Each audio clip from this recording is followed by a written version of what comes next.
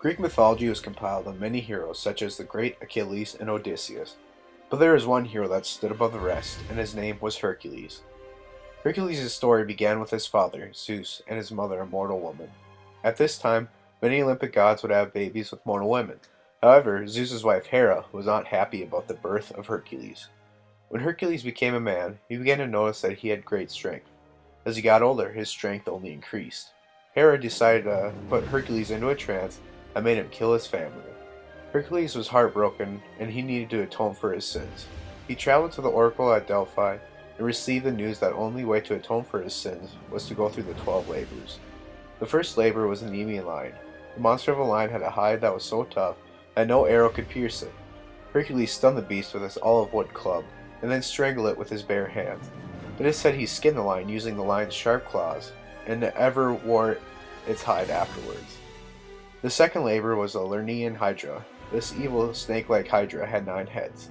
If one got hurt, 2 would grow in its place, but Hercules quickly sliced off the heads, while his charioteer, Lawless, sealed the wounds with a torch.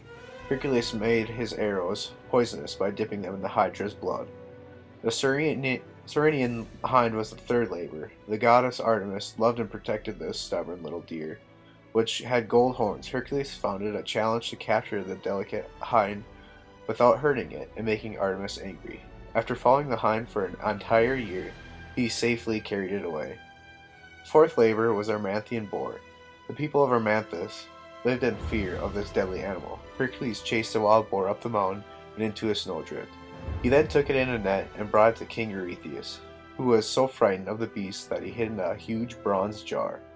The fifth labor was to clean the Aegean stables. Thousands of cows lived in these stables belonging to King Aegeus. They had not been cleaned in 30 years, but Hercules was told to clean them completely in a single day.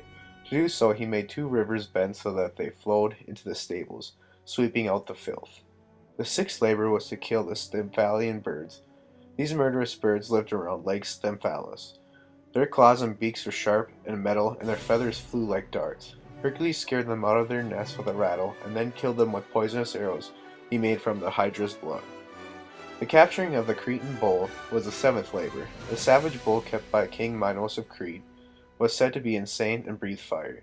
Hercules wrestled the mad beast to the ground and brought it back to King Eurystheus. Unfortunately, the king set it free, and it roamed Greece, causing terror wherever it went. The eighth labor was capturing the horses of Diomedes. King Diomedes, leader of the Bistones, fed his bloodthirsty horses human flesh. Hercules and his men fought and killed King Diomedes and fed the king to his horses. This made the horses tame so that Hercules was able to lead them to King Eurystheus. The ninth labor was the taking of the girdle of the Amazon king, Queen Hippolyte. Hercules went to the land of the Amazons where the queen welcomed him and agreed to give him her girdle and Eurystheus' daughter. But Herod spread the rumor that Hercules came as an enemy. In the end, he had to conquer the Amazons and steal the golden belt. The 10th labor was the capture of the cattle of Geryon. Geryon, a winged monster with 3 human heads, had a herd of beautiful red cattle. His guarded prized herd with the help of a giant and a vicious 2-headed dog. Hercules killed Geryon the giant and the dog and brought the cattle to King Eurystheus. Taking the golden apples of the Hesperides was the 11th labor. The Hesperides were nymphs. In their garden grew golden apples protected by Ladon, a dragon with 100 heads.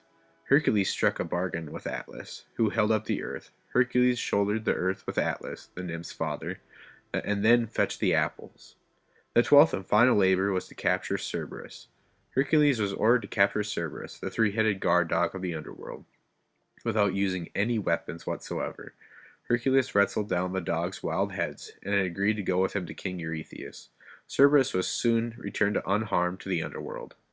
After completing the labors, Zeus thought that Hercules did an outstanding job and allowed him to become a god and move to Mount Olympus. Telling these stories served more than just pure entertainment. They also would teach lessons such as working hard to achieve a goal like Hercules did in the 12 labors.